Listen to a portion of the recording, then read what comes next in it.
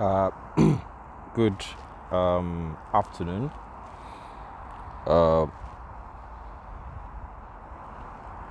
Obviously, I want to talk about the Yoruba nation struggle, and I want to talk about where we're at and where we're going and the distraction therein.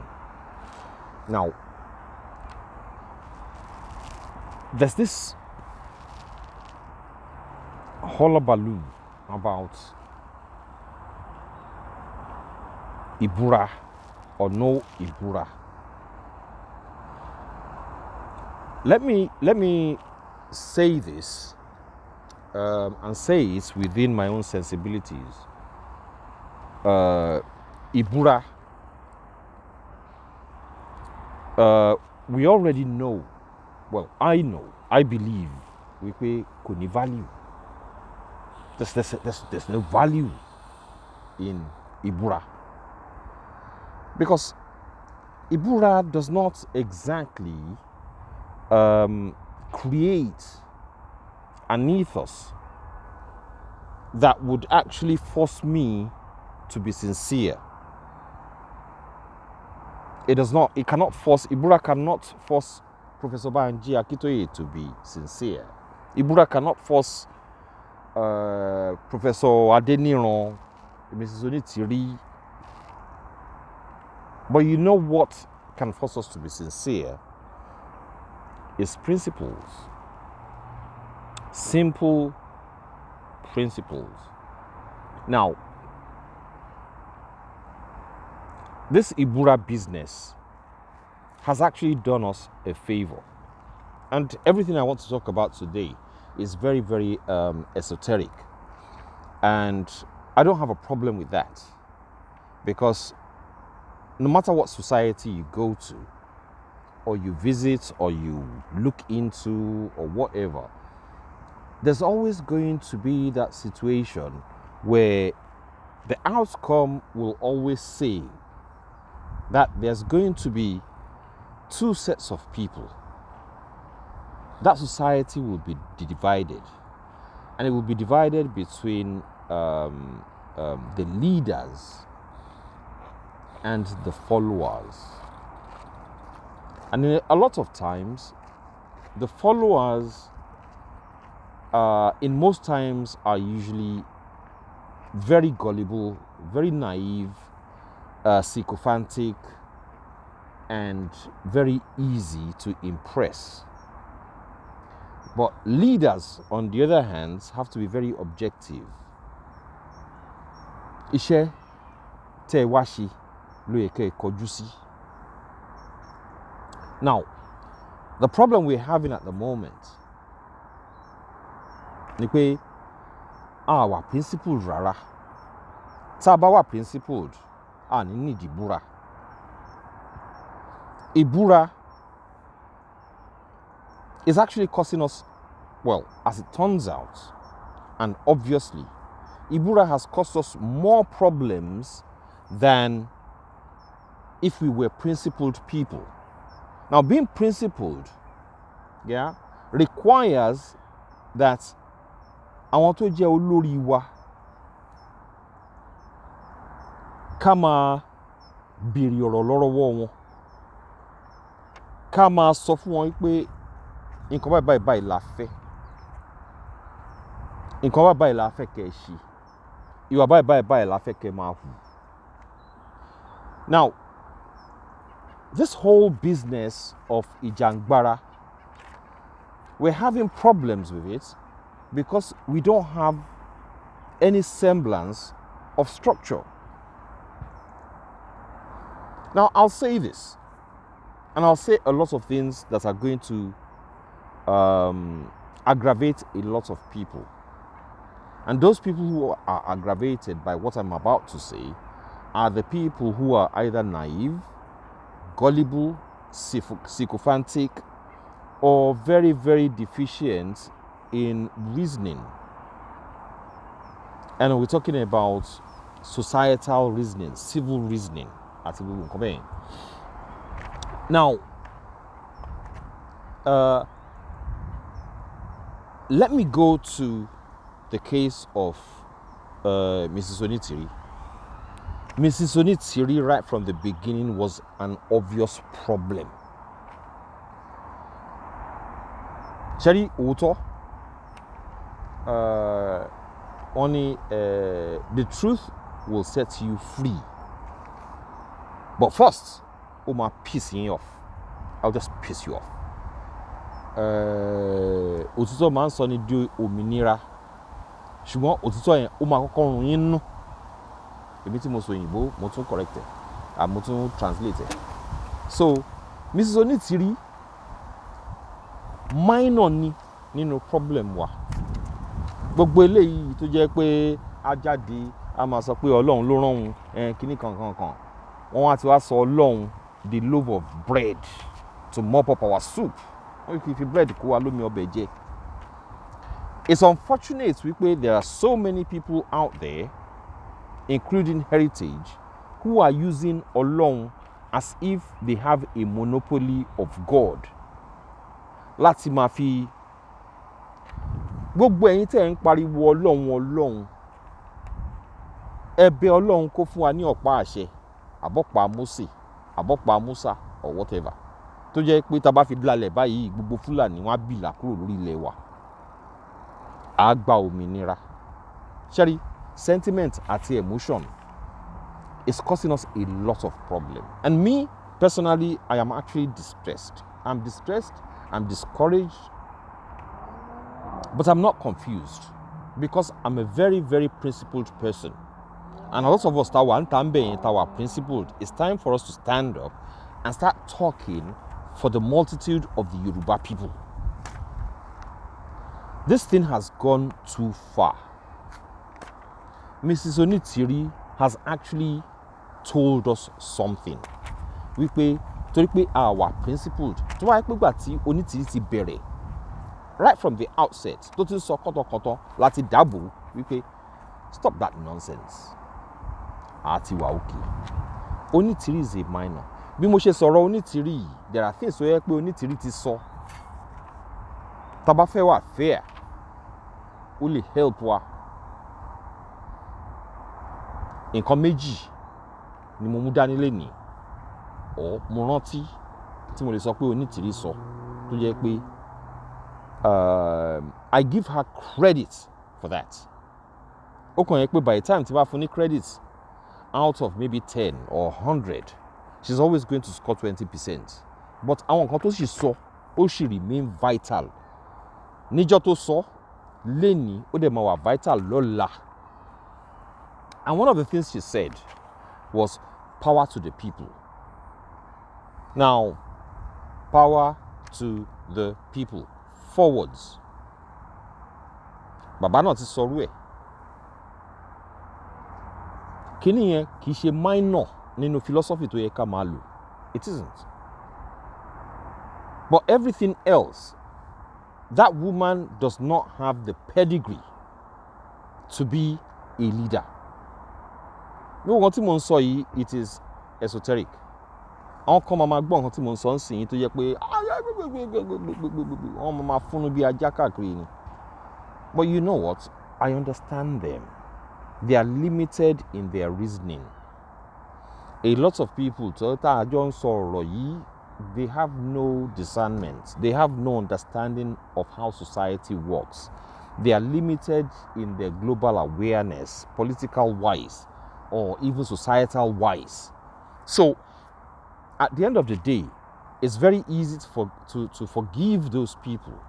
But you cannot forgive Mrs. Onitiri, because if she's coming up to give us the impression that she is a leader, then she has her work cut out. And as it is, she has failed miserably.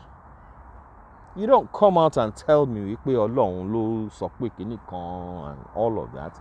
Meanwhile, you're messing up big time. Big time. One of the things I hate, I cannot stand, and I know whether she's lost, whether she's with us, it is going to be something tó yẹ pé ó máa wà topical nínú gbogbo nǹkan tá a ṣe ń sọ. No leader has the right to threaten their people, not in modern society. Now for you, láti wá jókòó kó máa sọ pé o máa rí àyè àwọn kan lẹ́yìn ìgbà tá a bá ti gba Yorùbá nation, that is a threat to my people and I will not stand for it. For me, maybe that is one of the biggest mistakes you made. Olúkálùkù máa sọ tiẹ̀ ni, ó sọ tiẹ̀ ni. Gbogbo àwọn ìpè tó ń ṣe, gbogbo àwọn kọ̀tànkọ̀tàn tó ń sọ, àwọn kan tí ò ní value tó ń sọ, tí ò ìwọ sọ fún Queen, ìwọ bá Queen sọ̀rọ̀ pé what did she say? What did she actually say? Something along the lines of pé nǹkan tẹ́ ṣe fún wa ò dáa. Do not ever demean your people. Òun demean wa as Yoruba people. Tó bá ń sọ fún wa pé o bá Queen sọ̀rọ̀, either by verbally or by letter. Gbogbo story tó ń sọ yẹn, it has no basis. It's a load of rubbish. It's a load of rubbish because wọ́n ti gbé Queen sí position kan tó jẹ́ pé ó wà apolitical. Queen ò lè jáde, wọn ò bí dá kó jáde. Ó ti kú sí yín o, kọ́lọ́ ń fọ̀run kẹ́. Wọn ò bí dá kó jáde kó sọ pé òun like Labour Party, òun like Conservative. Wọn ò bí dá. Kò dàbí àwọn ọba tiwa. A sì máa sọ̀rọ̀ àwọn ọba yẹn later. Gbogbo nǹkan tó wà nílẹ̀ yìí, history, world history, tá a bá tẹ̀lé, tá a bá understand wípé global system tá a wà nínú ẹ̀ yìí, àwa náà wà included. Tá a bá realize wípé evolution is not limited to a particular geographical position, a bẹ̀rẹ̀ sí ní realize wípé báwọn ṣe ń lajú, làwa náà ń lajú, rate wọn ló kàn yàtọ̀ síra wọn. Nísìnyí ọmọ ọba Queen Elizabeth ó ti take over. Wọ́n pè ní Charles III. Ẹ ní láti find out nǹkan tó ṣẹlẹ̀ sí Charles I. Àwọn aráàlú wọ́n gé orí ẹ̀ kúrò ní. It is a global thing. Èèyàn ni wá, we are animals in a sense. Ẹ lọ sí Russia kẹ́ lọ wádìí nípa Nicholas II. Nígbà tó yá, wọ́n yanjú ẹ̀ ní. Ẹranko bíi tá à ń pè ní, ṣé agbọ́n là ń pè ní àbí oyin là ń pè é. Queen wọn tó bá bímọ ọ̀lẹ, tó ń bímọ ọ̀lẹ, àgbédè wọn, but wọ́n communicate. Wọ́n ní spirit tiwọn.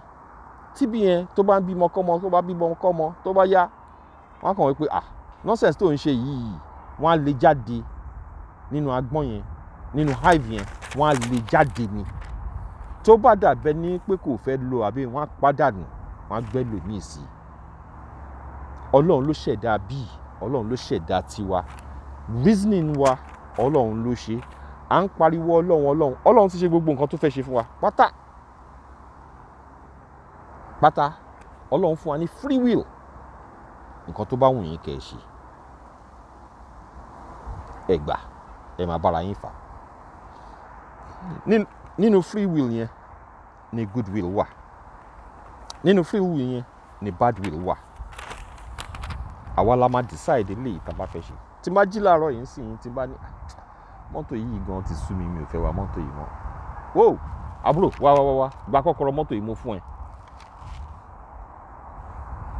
Lára good will nìyẹn. Mo lè ní kán lọ scrap ẹ̀, it's a good car. Ó ní MOT, ó wà okay, ó ń drive dáadáa, but ó ti sú mi.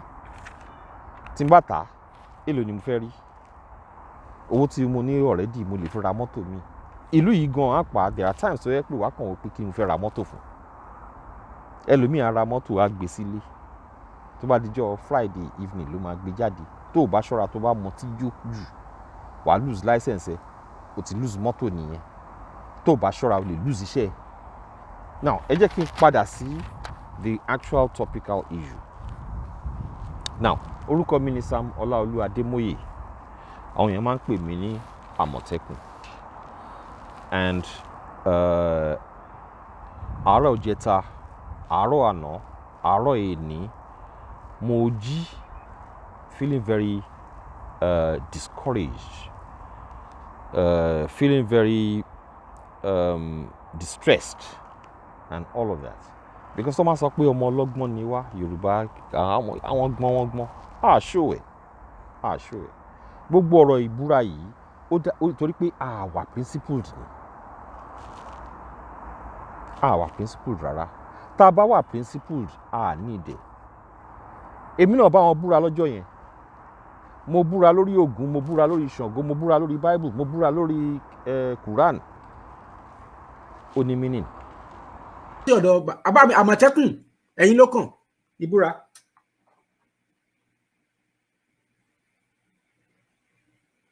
Ẹ káàsán. Yes sir. Ẹ káàsán, ẹ káàbọ̀. Ẹ káàbọ̀. Ìbúra tèmi máa gùn díẹ̀ o, ẹ má bínú. Ẹ jọ̀ọ́, ẹ ṣáà bá mi gbàdé. Èmi Samson Olúwatósìn Ọládipúpọ̀ Adémóyè. Mo búra wípé mi ò ní gba owó Yorùbá Nation, mi ò ní àkáǹtì fún.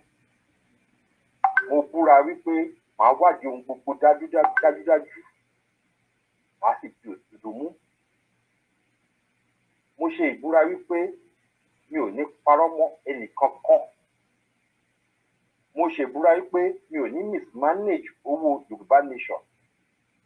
Mo ṣe ìbúra wípé mi ò ní embezzle owó Yorùbá Nation. Mo ṣe ìbúra wípé gbogbo ọgbọ́n tó wà lágbárí mi pátápátá ni màmá fi ṣiṣẹ́ fún Yorùbá Nation. Mo ṣe ìbúra wípé tí n bá rí èèyàn tó mọ̀ jù mí lọ, màá fún láyè kó ṣiṣẹ́ Yorùbá Nation, màá wá lẹ́yìn. Mo ṣe ìbúra wípé tí n bá rí táwọn aṣíwájú wa wọ́n bá ń ṣe nǹkan tí ò tọ́, màá pariwo jáde níwọ̀n bá bí ọgbọ́n mi ṣe gbé. Mo ṣe ìbúra wípé tí n bá gbọ́ téèyàn bá sọ nǹkan tó dájú nǹkan tèmi ń sọ lọ, ó lọ́gbọ́n jù mí lọ, màá gbà á. Mo ṣe ìbúra wípé loyalty mi ó máa wà sí àwọn Yorùbá people, kì í ṣe person.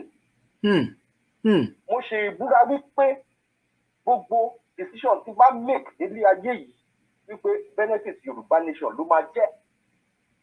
Kò ní jẹ́ bí ẹnìkankan rárá. Mo ṣe ìbúra wípé gbogbo resources tí n bá ní tí ò ní ní mí lára tó máa ṣe àǹfààní fún ọmọ Yorùbá Nation, màá donate. Mo ṣe ìbúra wípé tí n bá rí ẹ̀rí tó dájú wípé ẹnìkan ṣe nǹkan tí ò dáa, màá sọ jáde. Ìbúra tèmi nìyẹn o. Ìbúra mi ní pé mi ò ní parọ́ mọ́ anybody, ṣùgbọ́n màá dẹ̀ ṣe ọmọlúwàbí. Ọ̀rẹ́ wa. Ẹ ṣeun. Ọ̀rẹ́ wa. Wọ́n bá yín sọ̀rọ̀. Mo ń preaching kankan o, ẹ jẹ́ ká move on o, mo ti ṣe ìbúra mi o. Ẹ máa gbọ́ mi. Ẹ listen. Ẹ máa gbọ́. Ẹ máa dárúkọ yín wípé tẹ́ ẹ bá gbìyànjú láti ṣàpọ̀tì kàbí láti dalẹ̀ Yorùbá, láti ta Yorùbá fún Haúsá kàbí Ìgbò. Kò sọ pé kí ẹ má bá wọn ṣọ̀rẹ́ o, kàbí olóṣèlú. Tí n bá ta ọmọ Yorùbá 60 million fún ọmọ Ìgbò, fún Fúlàní, fún Ìgbò, fún chief olóṣèlú Kànúrì, fún olóṣèlú, fún èèyàn tó wà nínú Yorùbá Nation tó jẹ́ pé tara ẹ̀ ló ń wá, kí Ògún, kí Muhammad, kí Jésù kọ́ fi yẹ̀ jẹ mí. Àṣẹ, ó ti rí bẹ́ẹ̀. Àṣẹ. Bàbá mi ni entirely, but it still remains a fact wípé Bàbá Akintoye gangan ni olórí problem wa. Bàbá Akintoye is actually competing with Onitiri, competing with Victor Taiwo, competing with Ọ̀túnba Ṣadé Olúkọ̀yà, competing with Ṣọlá Sàlàkọ́, competing with Baba Akingba, competing with Akinola George, competing with global directorates, competing with Ninas, competing with Baba gangan ni olórí problem wa. Ṣẹ́rí tá a bá love àwọn èèyàn, a ní máa tì wọ́n gbọ̀ngbọ̀n. Ṣùgbọ́n bàbá ò mọ̀, àbí kò yé bàbá wípé kò sí gbọ̀ngbọ̀n àfẹn tó bá tira ẹ̀. Baba does not have the equipment to lead Yoruba nation. Baba is actually wanting when it comes to leadership skills. Baba does not need to compete with those people. Baba does not have to treat every problem as a nail. Kẹ́ wá kó àwọn hammer, kẹ́ kó wọn jọ. Gbogbo problem tẹ́ bá ti rí, kẹ́ tí wá wò pé ìṣó ni kẹ́ máa kàn pa káàkiri, ẹ kàn pa. There's so much we have to analyze going into this epic Yoruba nation struggle. I mean, kíní yẹn ti di saga. Ó dẹ̀ ti di saga torí pé àwọn kan ò mẹ́ran wọn láwo, or àwa kan ò mẹ́ran wa láwo. Baba Akintoye, like I said, maybe should be competing with the likes of Awolowo, maybe competing with Nnamdi Azikiwe, maybe competing with Nelson Mandela, maybe competing with Marcus Garvey, maybe competing with George Washington and all that kind of thing, or even competing with somebody he mentioned quite recently. Baba went along and mentioned the name of the Israeli leader, Olóògbé David Ben-Gurion. A máa sọ̀rọ̀ lórí yẹn. Ìyẹn èmi gan ó dàbí pé mo máa ṣe live program sí ni, because nǹkan tí mo fẹ́ máa sọ tẹ́lẹ̀ mo believe pé ó máa wà sensitive kí n má sọ jáde, but ibi tá a dé stage tá a dé nsìn ó dàbí pé I need láti máa share opinion, ká máa discuss, ká máa ṣe, I mean let's talk, because bí bàbá ṣe ń handle Yorùbá nation nísìn, we've given him so much room, we've given him so much leverage that is running it aground. Baba came up with this thing the other day. Baba didn't come up with it, maybe somebody else did, and it was a case of Kama Soro, how not to run a country aground and that kind of thing. And that was meant to be philosophical. But Baba is so wanting in leadership. Baba is not equipped, and Baba is not helping himself. All Baba has to do as a leader, Baba will need láti mọ̀ gbogbo nǹkan. Baba will need láti mọ̀ philosophy, political science, chemistry, physics, geology, archaeology. You know, he doesn't.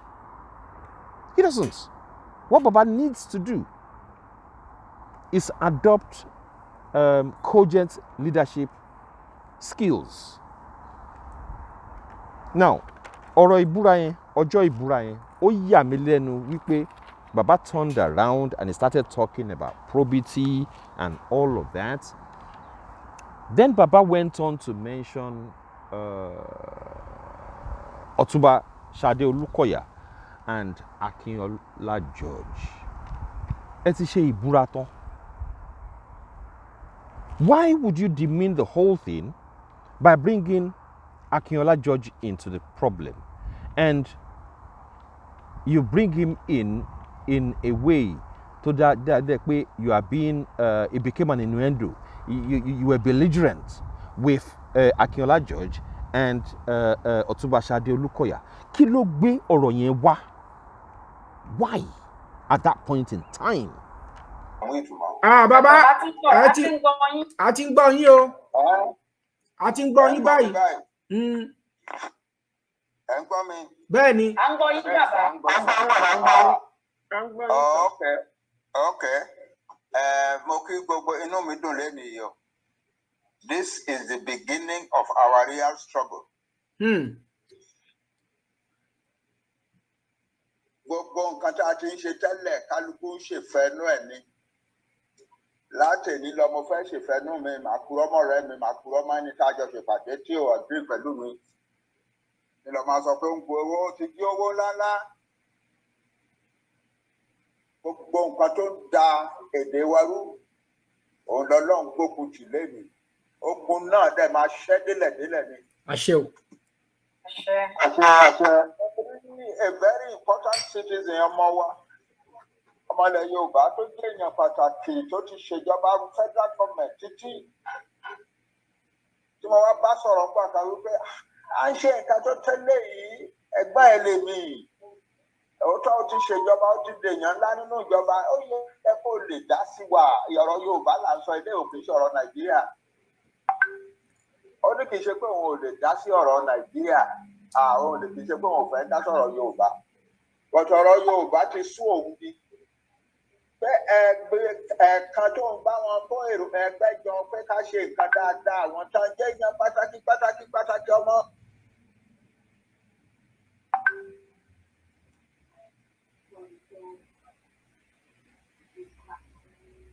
ẹdún ti mú tu bàbá wa o. wọ́n ń pe fóònù wọn ni wọ́n ń pe device wọn yẹn ni. ṣé ẹ ń gbọ́ mi báyìí. bẹ́ẹ̀ ni sà. à ń gbọ́ yín sà.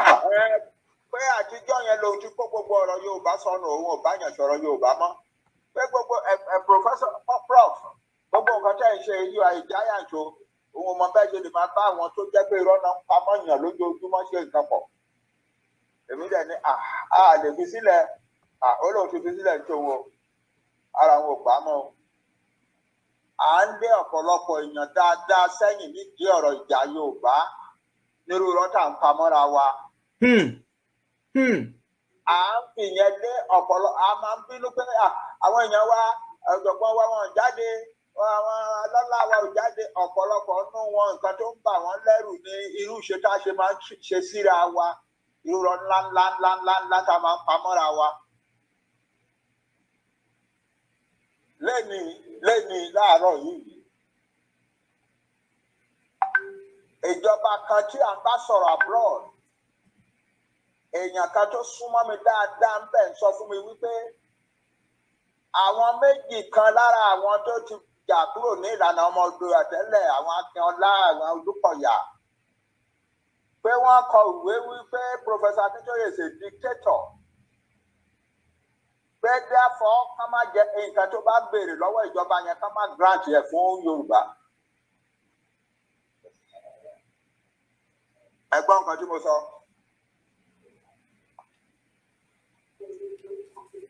ṣé ẹ gbọ́ nǹkan tí mo sọ. àgbọ́yé bàbá àgbọ́yé. àwọn Yorùbá ń sọ fún àwọn ìjọba òkèèrè wípé nǹkan tí Professor Akintoye ń béèrè fún Yorùbá yẹn má ṣe torí pé dictator ni. a lè gbé a whole nation léwọ́ dictator. Why? Because wọ́n disagree pẹ̀lú bá a ṣe ń ṣe nínú ìlànà ọmọ Oòduà àwọn bínú lọ wọ́n bẹ̀ sí lọ ń purọ́ ńláńlá. wọ́n rẹ́ni lára wa tó jẹ́ pé ó dìde ó lọ sórí tẹlifíṣàn ní Amẹ́ríkà ó lọ ń purọ́ wípé owó ńláńlá là ń jí gbogbo àwa tá à ń ṣe ìjọba tá à ń ṣe ètò pé kí Yorùbá kó lè lọ síwájú. èmi ń ṣàrìndìn meanwhile ẹ ń ṣe bàbá mi leader ni mo need leader tó jẹ́ pé mo máa trust mo máa ní confidence nínú ẹ̀. You are far from that. You're way far from that. Because now, ọ̀rọ̀ tẹ́ ẹ sọ nípa pé kàn máa búra yẹn, there's no need for it. Tá bá wà principled, tá bá ń sòótọ́ fúnra wa, bẹ́ẹ̀ anybody bá kówó jẹ tí gbogbo wa bá dúró tá bá ní ó kówó jẹ. Ká dẹ̀ deal pẹ̀lú ẹ̀ according to the law. According to the law. Gbogbo eléyìí tá à ń búra tá à ń ṣe mo mọ̀ bá yín búra lọ́jọ́ yẹn and I made statements tí mo believe pé ó yẹ kéèyàn plug into kéèyàn understand nǹkan tí mo ń try láti sọ but I don't really care whether people understand me or not. I care about the fact that I'm saying how I feel. I'm a citizen. I have the right to talk. Bàbá ẹ ní right láti máa sọ pé kàn pa anybody lẹ́nu mọ́ ẹ ní right yẹn. Ìjọ kìíní tẹ ẹ sọ ẹni bíi pé ẹ sọ pé kán bọ́ndù lèèyàn bọ́n ṣe bọ́ndù Mọ́rùdíkò kán bọ́ndù lèèyàn bọ́n ṣe bọ́ndù Nnamdi Kanu. Bàbá when they say, if anybody says that you're a dictator, it's really, really unfortunate that in the same breath, Tefin sọ wípé Banji Akintoye àti Ṣadé Olúkọ̀yà sọ pé dictator ni èdè wa ń behave ẹ̀ ń hùwà dictator yẹn right there and then. Shari, Baba, I love Yoruba Nation and I'm going to love Yoruba Nation and I'm looking forward to Yoruba Nation. And it's not a case that I have a problem with Baba Akintoye, but I know it is a responsibility and a duty to criticize anybody, anyone, constructively. It is not a destructive criticism. Baba, you need to pick it up. You need to pick it up. Baba, you need to come up with innovation to unite Omo Yoruba. If you cannot do it, if you cannot shape up, then you have to shape out. This is not about you. Yoruba Nation is bigger than you. I mean, like I said in my voice note, tẹ́ ẹ bá ṣí company, tí company yín ò bá ṣiṣẹ́, ó mì pé ẹ gba àwọn èèyàn tí ó yẹ kẹ́ gbà síbẹ̀ nìyẹn. So tẹ́ bá ṣe mistake, àwọn tó yẹ kẹ́ ṣe interview fún, tẹ́ ẹ ṣe interview fún wọn, tẹ́ kàn jẹ́ kán wọlé wá. This is the product you have in Mrs. Onitiri. You don't know her person, you don't know her quantity, you don't know her character, you don't know her pedigree, and you just brought her in. In fact, you endanger the Yoruba people with your decisions. The same way you took us out of Ninas. The same way you came out telling us we must not accept referendum. Nibo not in Sorue. Baba, your best bet at this point in time is to find your peers, your very, very honest peers, your peers who are a million times honest than you. Make them your partners so that you can make healthy decisions. Your decisions are very, very poor and very sickening. Mrs. Onitiri is not the problem. You are the one who created the monster. Yoruba Nation is not a joke. You are treating it with levity and lethargy. And it's not acceptable. Find people who can advise you. Find people who can give you counsel. Find people who are analysts, strategists. Make them your brothers. Make them your sisters. Don't make enemy of people. But we want to answer very, very contradicting in many, many instances. Like I said, you always create your own paradox. Wallahi tallahi. The last time Tima ba yin búra nìyẹn, because I'm a principled person. The last time. Mo dẹ̀ mọ̀ ṣe torí Onitiri ni mo ti ṣe, mo ti mọ̀ pé game tó máa play nìyẹn. I have nothing against her person. I have things against her principle and ideology. There are 60 million of us. Kò lè ṣe ká má ríru, well, the likes of her and the likes of you. So now we need corrective measures. We need corrective measures because tó bá dojú ṣúṣú for Allah, for Allah, for Allah. Baba, you are beginning to unravel. And what's going to happen is there will come a time where báwo ni wọ́n ṣe máa ń sọ̀rọ̀ yẹn, akálòlù á pe bàbá. Àwọn tó love yín, àwọn tó love Madam Onitiri, àwọn tó love whoever, tí wọ́n exalt yín, bàbá o, bàbá o, bàbá o. Bàbá, tẹ́ ẹ bá ṣọ́ra, àwọn ló máa padà wá náà máa ṣépè fún yín. I pray that when you go, the final journey, people put flowers, wreath on your gravestone and not piss on it. I'm sorry to be so blatant, but nǹkan tó máa ṣẹlẹ̀ nìyẹn eventually. I love Yoruba Nation. I am speaking for Yoruba Nation. I want to speak for Baba Akintoye. I want to defend Baba Akintoye. Wow, but at this stage, defending Baba Akintoye, ẹ wo Sátánì ò ní gbéṣẹ́ fún kankan nínú wa. Ṣùgbọ́n ẹ má kẹ́nìbọ̀dì má wá máa sọ nonsense pé Ọlọ́run ló rán òun, Ọlọ́run ló ní báyìí ní ká ṣe búra yẹn, Ọlọ́run ní kíní kan. It's bull crap. It's bull crap in modern society. Old Testament bá ṣe ń gbé ilé ayé yìí nísìnyí, New Testament bá ṣe máa gbé ọ̀run nìyẹn. Excuse me, I don't share that nonsense. And it's unfair for you to put that on people. One of this, my Imam Ilorin, Abdurrashid Adranigba.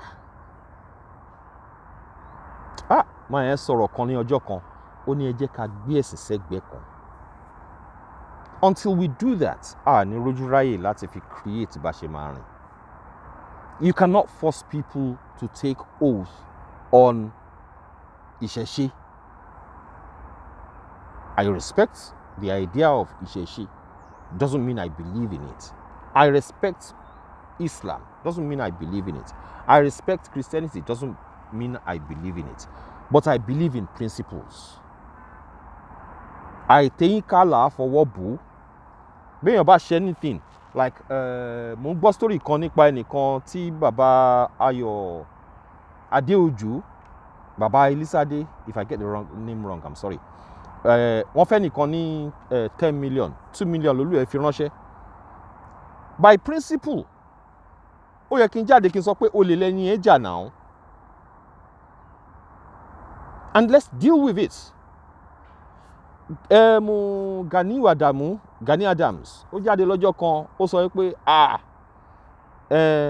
diaspora, òun ò lè fọwọ́ kówó diaspora o. Tó bá lọ fọwọ́ kówó diaspora, wọ́n yẹ̀yẹ́ ẹni. It means that we are in control. The people of Yoruba Nation need to be in control of our leaders. But aláti ṣe lórí òótọ́ àti òdodo, gbọ́dọ̀ parọ́ mọ́ anybody. It is unfair. It's counterproductive. It's counterintuitive. Kéèyàn dídìde kó máa parọ́ mọ́yàn. There's no need for it. But bàbá ilé yìí tẹ́ ẹ sọ wípé ẹni tí ò bá ti búra kò lè. Bàbá, discrimination nìyẹn. And as a professor of history, you should know better.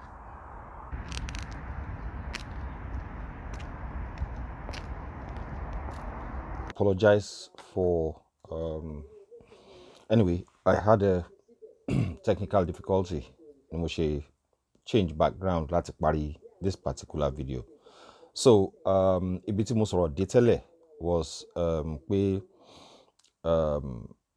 Baba made a big error by coming up láti máa sọ fún wa pé ẹni tí ò bá lè búra ẹni ò ní right láti jẹ́ part of ìrìn àjò Yorùbá in the capacity of leadership. And what Baba is doing by that message is become discriminate against our Muslim brothers and sisters. Same thing with our Christian brothers and sisters. And nǹkan tí Baba ṣe essentially ni wípé Baba ń sọ wípé àwọn máa violate religious principles àwọn èèyàn yẹn.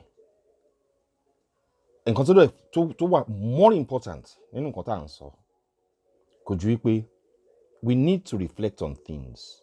Àwọn kan tó bá ń ṣẹlẹ̀ around wa, we need to keep our eyes on the ball. We cannot discriminate against our own people because of àwọn kan tí ò make sense. Could make sense. You can't tell us. That is the fundamental definition of dictatorship. You're a leader, there's a problem, you find solution.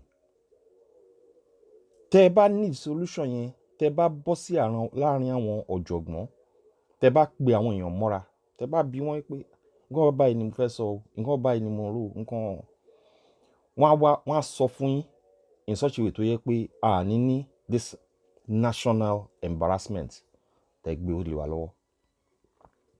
We cannot continue to treat every problem as a nail. Kama kon hammer.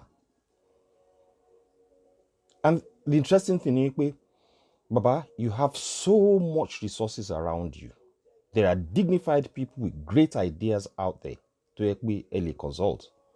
You have people in Ilano, you have people in YSDM, you have people in Global Directorate.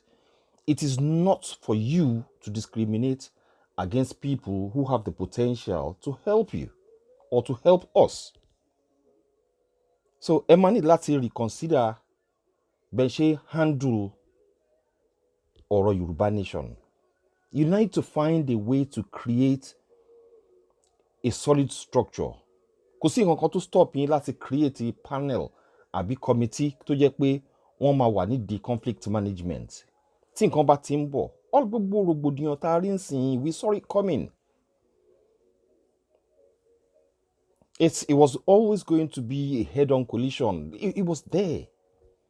Tẹ́ bá láwọn èèyàn tó jẹ́ pé wọ́n monitor nǹkan, tán sì ti ń sọ fún yín pé kíni yìí ó máa wọ́ ní ìbàyìí o, kó tó dé stage tó yẹ pé ó máa di rancor. You would have the opportunity to deploy people and lọ bá ọ̀tún sọ̀rọ̀, lọ bá òsì sọ̀rọ̀, bring them together, resolve the problem tó wà láàrin wọn. End of story. But unfortunately, Baba gong ló create problem. It's bewildering. Ní jọ́ on the same day tẹ́ ń sọ̀rọ̀ probity tá ń búra.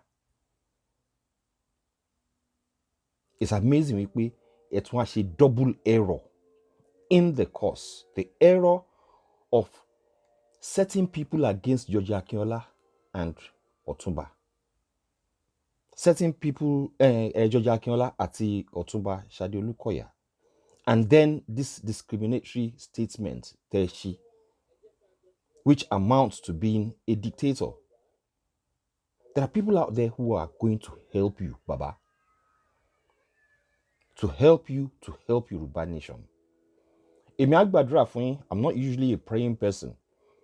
Màá ní Ọlọ́run jẹ́ kẹ́ ṣubú kẹ́ dànù. Ọlọ́run á fún yín ní ọgbọ́n, ìmọ̀ àti òye tẹ́ máa fi ṣe àtúnṣe lórí ọ̀rọ̀ Yoruba nation. I'm so happy that the guy tó jẹ́ pé ó hold gbogbo nǹkan together right now has come out to say what he feels specifically. But let's not continue to divide situation. Ẹ fi Ṣadé Olúkọ̀yà lẹ̀, ẹ fi George Akinola lẹ̀. Ẹ wá bẹ̀ ṣe máa ṣe tó jẹ́ pé everybody máa ní òmìnira tiwọn. The right to practice whatever religion you want. Kíní yẹn ó yà mí lẹ́nu wípé àìtí gbọ́ complaint kankan nípa ẹ̀. But we Yoruba people, a máa ń jókòó, a máa ń ro nǹkan, àáwò bó ṣe máa. If people should rise up, I think you need to go out and readdress that part. You really need to readdress it. Because don't leave it to fester. Ẹ ti jù sílẹ̀ bẹ́ẹ̀ yẹn ń sìn, ó ti ń scatter. Kó tó di pé àwọn èèyàn dìde kan recognize nǹkan tẹ́ sọ, tán ti digest ẹ̀, tán ti conclude pé báwọn ṣe máa deal pẹ̀lú ẹ̀ lélẹ́yìí, àdàkè tètè panú ẹ̀. I pray that you find the right energy to move Yoruba nation forward. The next time I come out, I'll probably be talking about the mega rally. The mega rally and something very important. So yẹ kí a mú dání tí Mrs. Onítìrí sọ. Mo sorry, mi ò ń ru anybody pin. We should never give up on anybody. Ọmọ burúkú lọ́jọ́ tiẹ̀ náà máa ń sọ. And I'm not trying to say wípé ọmọ burúkú ni Mrs. Onítìrí. But that woman said something tó yẹ pé ó yẹ ká build on ká recognize ká dẹ̀ wá bá ṣe máa deal pẹ̀lú ẹ̀. By the time tá a bá deal pẹ̀lú tá a bá ṣe ń ṣe mega rally yìí, tá a bá inject nǹkan tí Onítìrí sọ nípa wípé ká máa lé recognition, let's work on recognition. By the time tá a bá mú rally, tá a mú recognition yẹn, tá a mú Bàbá Aliu mọ́, nǹkan tí Bàbá Aliu gbé dání, we have 3 things there tó yẹ pé tá a bá combine wọn, we have a powerful tool on our hand. So màá sọ̀rọ̀ nípa yẹn. Anyway, this is me done on this particular topic for today. Lágbára Ọlọ́run, if anything comes up, màá sọ tèmi. Ọlọ́run á fún wa ṣe o. We need success, not failure. Thank you very much.